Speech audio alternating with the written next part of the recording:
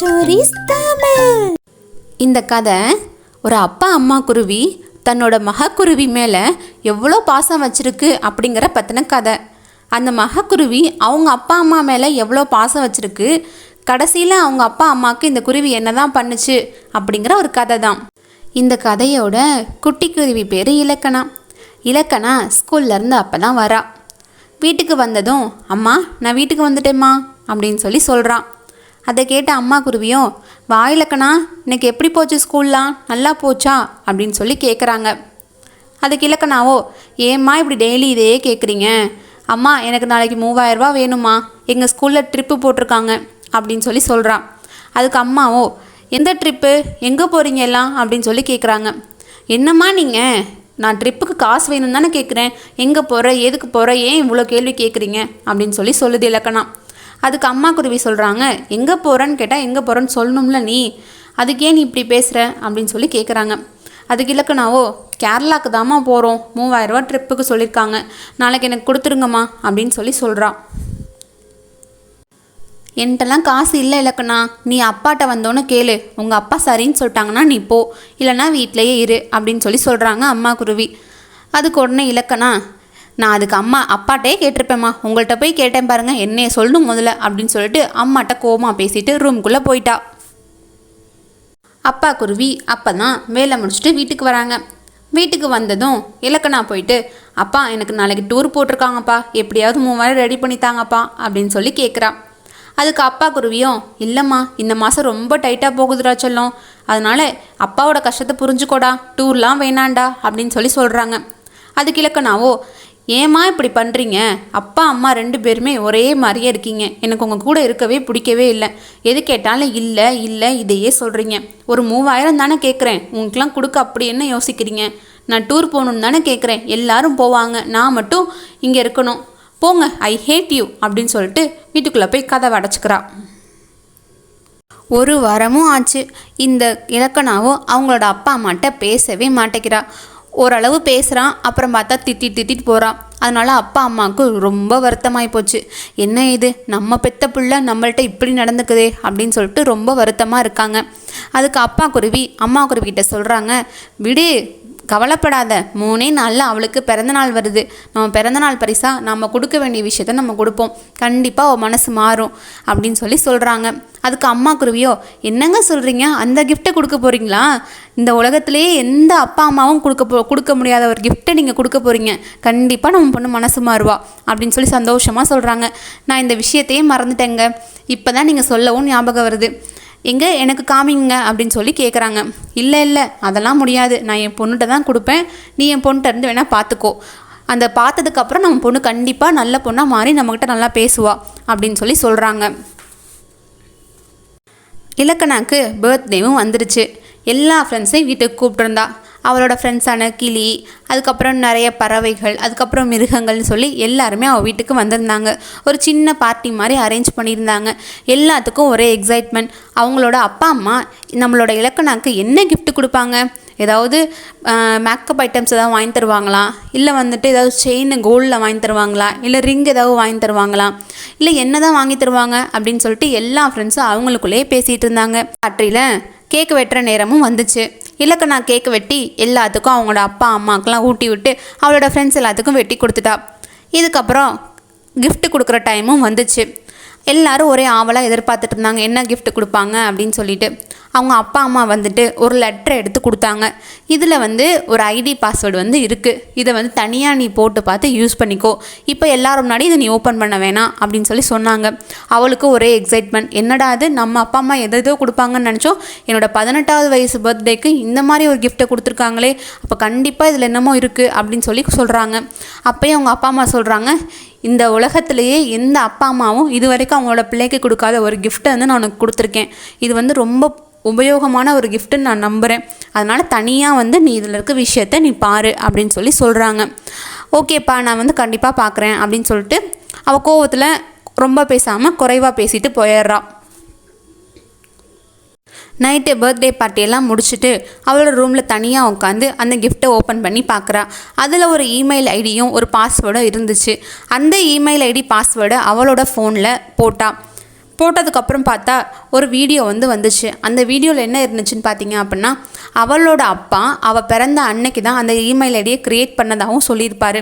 அந்த வீடியோவில் என்ன இருக்குது அப்படின்னா, இலக்கணா, நீ இதை இப்போ உன்னோட 18வது வயசில் பார்க்குற அப்படின்னா எனக்கு ரொம்ப சந்தோஷம். ஏன்னா உன்னோட 18 வயசு வரைக்கும் ஒரு வருஷமும் நீ என்ன பண்ண, நாங்கள் உங்களை எப்படி வளர்த்தோம் அப்படிங்கிற ஒரு முழு டீட்டெயில்ஸை நான் உனக்கு ஒரு இமெயில் ஐடியாக க்ரியேட் பண்ணி அதில் எல்லா விஷயத்தையும் போட்டு வச்சுருக்கேன். இந்த இமெயில் ஐடி மூலியமாக 18 வருஷ வாழ்க்கை உனக்கு எப்படி இருந்துச்சு அப்படிங்கிறத நீ தெரிஞ்சுக்கலாம் அப்படின்னு சொல்கிறாங்க மொதல் வீடியோவில். இதை கேட்ட இலக்கணாக்கு ரொம்ப ஷாக்கிங். என்னடா இது, 18 வருஷம் நான் என்னெல்லாம் பண்ணியிருக்கேன், எனக்கு என் அப்பா அம்மா என்னெல்லாம் பண்ணியிருக்காங்க அப்படிங்கிறத ஒரு இமெயில் ஐடியில் போட்டு எனக்கு எங்கள் அப்பா அம்மா கிஃப்டாக கொடுத்துருக்காங்களா அப்படின்னு சொல்லிட்டு ரொம்ப ஷாக் ஆகிட்டா. அவள் அப்பா சொன்ன மாதிரியே அவளோட பிறந்த அன்னைக்கு தான் அந்த மெயில் ஐடி க்ரியேட் பண்ணப்பட்டிருக்கு. அந்த டேட்டையும் அவள் பார்த்துருக்கா, என்ன க்ரியேட் பண்ணியிருக்காங்க அப்படிங்கிறதையும் பார்த்துருக்கா. அவளுக்கு ஒரே ஷாக்கிங்காக இருக்குது. ஃபஸ்ட்டு எடுத்தோன்னே பார்த்தோன்னா அவளோட பிறந்த ஃபோட்டோ தான் இருக்குது. அதெல்லாம் பார்த்துட்டு அவள் ரொம்ப சந்தோஷப்படுறா. அவளோட ஃபஸ்ட்டு அதாவது 1 வயசில் எப்படி இருந்தா, 2 வயசில் எப்படி இருந்தா, 3 வயசில் எப்படி இருந்தான்னு சொல்லிட்டு நிறைய ஃபோட்டோஸ் இருந்துச்சு. அதில் சில வீடியோக்களை மட்டும் நம்ம பார்ப்போம். இலக்கணா 2 வயசு குழந்தையாக இருந்தப்ப அவளோட அம்மா ஒரு பாம்பு கிட்ட இருந்து அவளை எப்படி காப்பாற்றினாங்க அப்படின்னு சொல்லிட்டு ஒரு வீடியோ இருந்துச்சு. அதை அவள் பார்க்குறான். அவள் 2 வயசு குழந்தையாக அந்த வீட்டுக்குள்ளே தனியாக இருந்தப்ப அவளை சாப்பிட்றதுக்காக ஒரு பாம்பு வந்திருக்கு. அவங்களோட அம்மா அவங்களோட உயிரையும் பெருசாக நினைக்காம தன்னோட பொண்ணு தான் எனக்கு முக்கியம் அப்படின்னு சொல்லிட்டு அந்த பாம்பு கூட சண்டை போட்டு அவளை காப்பாற்றின அந்த வீடியோவை பார்க்குறான். அதை பார்த்துட்டு அவள் கண்ணெல்லாம் கலங்குது. நம்ம அம்மா அவங்களோட உயிரை கூட நினைக்காம என்ன நான் தான் முக்கியம் அப்படின்னு நினச்சி அந்த பாம்புகிட்ட சண்டை போட்டிருக்காங்க அப்படிங்கிறத அவள் பார்த்து அழுக ஆரம்பிக்கிறாள். அதுக்கப்புறம் ஒரு வீடியோ இருக்குது. அது என்னன்னு பார்த்தீங்கன்னா, 3 வயசில் அவளுக்கு ஒரு ஜுரம் வந்திருந்தப்ப அவங்க அம்மா இரவு பகலாக அவள் கூடயே அவள் பெட்டில் படுத்து அதுக்கப்புறம் அவளுக்கு துணியெல்லாம் போட்டு அவள் கூடவே எவ்வளோ அவளோட கஷ்டத்துலேயும் அவள் கூடயே இருந்திருக்காங்க அப்படிங்கிற ஒரு வீடியோவையும் பார்த்து அழுகிறான். என்னோடய அம்மா எவ்வளோ கஷ்டப்பட்டு என்னை வளர்த்துருக்காங்க அப்படிங்கிறத புரிஞ்சுக்கிறாள். அவள் அவளோட மனசில் ஒரு யோசனையும் வருது. எப்படி இந்த வீடியோலாம் எடுத்திருப்பாங்க, நமக்கு தான் இவ்வளோ நேரமாக வீடியோ எடுத்திருப்பாங்க அப்படின்னு சொல்லி யோசிக்கிறாங்க. அந்த வீடியோ கீழேயே அதை பற்றின விஷயங்களும் எழுதியிருக்காங்க. இந்த வீடியோ எதர்ச்சியாக எடுக்கப்பட்ட ஒரு வீடியோ அப்படின்னு சொல்லிட்டு அதையும் குறிப்பிட்டு அவங்க அப்பா அதில் எழுதியிருக்காரு. எவ்வளோ கஷ்டப்பட்டு வளர்த்தோங்கிறது மட்டும் இல்லாமல் அவள் 1 வயசில் அவள் முதல்ல எப்படி பறந்துருக்கான் அதை பார்த்து அவங்க அம்மா அப்பா எவ்வளோ சந்தோஷப்பட்டிருக்காங்க அப்படிங்கிற விஷயத்தையும் அவங்க காட்டியிருந்தாங்க. அவள் முதல்ல பறக்கும்போது அவளோட அப்பா அம்மா முகத்தில் அவ்வளோ சந்தோஷம். நம்மளோட பிள்ளை இந்த உலகத்தில் பறக்க ஆரம்பிக்குது அப்படின்னு சொல்லிட்டு அந்த பறக்கிற வீடியோவையும் பார்த்து அவள் ரொம்ப சந்தோஷப்படுறா. நான் இவ்வளோ அழகாக பறந்துருக்கேன், என் அப்பா அம்மா அதை பார்த்து இவ்வளோ சந்தோஷப்பட்டிருக்காங்க அப்படிங்கிற அந்த வீடியோவையும் பார்த்து ரொம்ப எக்ஸைட்மெண்ட் ஆகுறான். இதே மாதிரி 18 வருஷமாக நிறைய வீடியோக்களும் நிறைய ஃபோட்டோஸும் அடங்கிய அந்த இமெயில் ஐடியையும் பாஸ்வேர்டையும் கொடுத்து அவங்க அப்பாவையும் அம்மாவையும் நினச்சி அவள் வருத்தப்படுறா. இப்போ தான் ஏன்னா நம்மளோட அப்பா அம்மா நம்மளை இவ்வளோ கஷ்டப்பட்டு இவ்வளோ பாசம் வச்சு வளர்த்துருக்காங்க. 3000 ரூபா கேட்டேன், அது கொடுக்கலன்றதுக்காக அப்பா அம்மா மேலே இவ்வளோ விரோதத்தையும் இவ்வளோ கோவத்தையும் காட்டிட்டேன், எவ்வளோ பெரிய தப்பு பண்ணிட்டேன் அப்படின்னு சொல்லி யோசிச்சுட்டு இவன் என்ன பண்ணுறா இலக்கணா, உடனே அப்பாவை தேடி போகலாம், அப்பா கிட்ட போய் சாரி கேட்கலாம் அப்படின்னு சொல்லிட்டு அப்பாவை தேடி போகிறான். போகிற வழியில் ஒரு இடத்துல நின்று பார்க்குறா. என்னோட அப்பாவோட குரல் எங்கேயோ கேட்குதே அப்படின்னு சொல்லிட்டு ஒரு மரத்து மேலே உச்சியில் நின்று பார்க்குறா. அவங்களோட அப்பா கீழே ரொம்ப ஒரு கூலி தொழில் செஞ்சுக்கிட்டு இருக்காரு. அதை பார்த்தா அவளுக்கு மனசு தாங்கலை. நம்மளோட அப்பா ஏதோ கம்பெனியில் தானே வேலை பார்க்குறேன்னு சொன்னாங்க, இப்போ என்ன இங்கே ஒரு வேறு வேலை பார்த்துட்ருக்காங்க அப்படின்னு சொல்கிறான். அங்கே இருக்கக்கிட்ட கழுகிட்ட அவங்களோட அப்பா கெஞ்சுறாங்க. அண்ணே இது மாதிரி எனக்கு ஒரு 3000 ரூபா கொடுங்கண்ணே, வீட்டில் அவசரமாக தேவைப்படுதுண்ணே, கொஞ்சம் வேணும்ண்ணே, அட்வான்ஸாக கொடுங்கண்ணே, அடுத்த மாதம் சம்பளத்தில் கழிச்சுக்கோங்க அப்படின்னு சொல்லி கேட்குறாங்க. அதுக்கு உடனே கழுகு சொல்லுது, ஏன்ப்பா உனக்கு எப்போ பார்த்தாலும் இதே வேலை தானே, எப்போயாவது காசு கேட்குற அடுத்த மாதத்தில் கழிச்சுக்கோங்கிற, எப்போ பார்த்தாலும் இதே வேலை தானே, சம்பளம் வந்ததுக்கப்புறம் என்ன செலவு செய்ய மாட்டியா அப்படின்னு சொல்லி திட்டுறாங்க. அண்ணே எதுவும் திட்டாதீங்கண்ணே ப்ளீஸ்ண்ணே, எனக்காக கொடுங்கண்ணே, அடுத்த மாதம் சம்பளத்தில் நீங்கள் கழிச்சுக்கோங்கண்ணே, நான் உங்களுக்கு வேலை பார்த்தாரேன் அப்படின்னு சொல்கிறாங்க. இந்த அப்படி 3000 அப்படின்னு சொல்லி 3000 எடுத்து கழுகோ அந்த குருவிட்ட கொடுத்துருச்சு. இதெல்லாம் பார்த்துட்ருக்க அவளுக்கு ரொம்ப அழுக வருது. நம்மளோட அப்பா நம்ம ஒரு டூருக்கு 3000 ரூபா கேட்டதுக்காக ஒருத்தவங்கள்ட்ட நின்று இவ்வளோ கஷ்டப்பட்டு 3000 ரூபா வாங்கியிருக்காரா அப்படின்னு சொல்லிட்டு அழுகையோட வீட்டுக்கு திரும்பி போகிறான். போகிற வழியில் அம்மா குருவியை பார்க்குறான். அம்மா குருவி அதோட ஃப்ரெண்டு குருவிகிட்ட பேசிகிட்டு இருக்க வழியில் ஒரு பணியாரக்காரம்மா பணியாரம் போட்டுக்கிட்டு இருக்காங்க.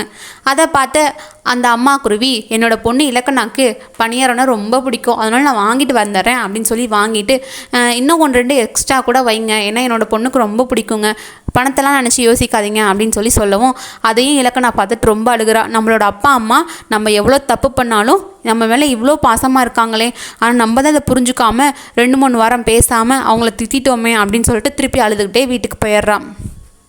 அப்பாவையும் கட்டி பிடிச்சிக்கிட்டு, அம்மா அப்பா என்னை மன்னிச்சிருங்கப்பா, நான் எவ்வளோ பெரிய தப்பு பண்ணிட்டேன்னு எனக்கு இப்போ தான்ப்பா புரியுது அப்படின்னு சொல்கிறான். ஏன் கண்ணு அழுதுகிட்டு இருக்கேன், இங்கே பாருமா, உனக்காக தான் நான் வந்து 3000 காசு ரெடி பண்ணி கொண்டு வந்துட்டேன், எங்களோட மேனேஜர்கிட்ட பேசி என்னோட அட்வான்ஸ் பேமெண்ட் வாங்கிட்டு வந்துட்டேன், அதனால் நீ சந்தோஷமாக டூர் போயிட்டு வா சரியா அப்படின்னு சொல்கிறாங்க. ஆமாம் இலக்கணா, இங்கே பாரு உனக்கு பிடிக்குமேன்னு பணியாரம் கூட வாங்கி வந்திருக்கேன், எதுக்கு இப்போ அழுதுட்டு இருக்க அப்படின்னு சொல்லி அவங்களோட அம்மா கேட்குறாங்க. இலக்கணாக்கு இதை பார்த்துட்டு இன்னும் வருத்தமாயிட்டா. அம்மா அப்பா நீங்கள் என் மேலே இவ்வளோ பாசமாக இருக்கீங்களே, காரணம் என்னம்மா அப்படின்னு சொல்லி கேட்குறாங்க. அதுக்கு உடனே அம்மா அப்பா சொல்கிறாங்க, என்ன கேள்வி இது, நீ எங்களோட குழந்தை, அதனால தான் இவ்வளோ பாசமாக இருக்கோம், நாங்கள் சம்பாதிக்கிறது எல்லாமே உனக்காக தான், நீ அதை புரிஞ்சுக்கிட்டா மட்டும் எங்களுக்கு போதும் அப்படின்னு சொல்கிறாங்க. இலக்கணா அழுதுகிட்டே தன்னோட தப்பை எல்லாம் உணர்ந்து, அம்மா அப்பா என்னை மன்னிச்சிடுங்க, இனிமேட்டுக்கு நான் இந்த மாதிரி எந்த விஷயங்களும் பண்ண மாட்டேன், உங்களோட கஷ்டத்தை புரிஞ்சு நடந்துக்குவேன், உங்களோட உணர்வுகளுக்கு மதிப்பளிப்பேன், என்னை மன்னிச்சிடுங்க அப்படின்னு சொல்கிறான். இதை கேட்ட அப்பா அம்மாவுக்கு ரொம்ப சந்தோஷம், நம்மளோட பொண்ணு திரும்பி நல்ல பொண்ணாக மாறிட்டா அப்படின்னு சந்தோஷப்படுறாங்க. இந்த கதை மூலியமாக ஒரு குழந்தையை பெற்றெடுக்கிற அப்பா அம்மா அந்த குழந்தை மேலே எவ்வளோ பாசமாக இருப்பாங்க, எவ்வளோ கஷ்டப்பட்டு வளர்க்குறாங்க அப்படிங்கிறத தெரிஞ்சுக்கலாம். உங்களோட அப்பா அம்மா மேலேயும் நீங்களும் இதே மாதிரி பாசமாக இருங்க. உங்களை வளர்க்குறதுக்கு அவங்க எவ்வளோ கஷ்டப்பட்டிருப்பாங்க, எவ்வளோ வந்து சாக்ரிஃபைஸ் பண்ணியிருப்பாங்க அப்படிங்கிறத தெரிஞ்சுக்கோங்க. உங்களோட அப்பா அம்மா மேலே பாசத்தை காட்டுங்க, அவங்க மேலே வெறுப்பை காட்டாதீங்க. கடைசி காலத்தில் அவங்களுக்கு உதவி பண்ணுங்கள். அவங்கள கொண்டு போய் முதியோர் இல்லத்துலையோ எங்கேயும் வந்து அவங்கள விட்டுறாதீங்க. ஏன்னா உங்களை பெற்றதுலேருந்து அவங்க சுமந்திருக்காங்க. கடைசி காலத்தில் சுமக்க வேண்டிய கடமை நமக்கு இருக்குது. அதனால் உங்களோட அப்பா அம்மாவை பார்த்துக்கோங்க. இது நம்மளுடைய கதைகள் U.R Stories தமிழ்.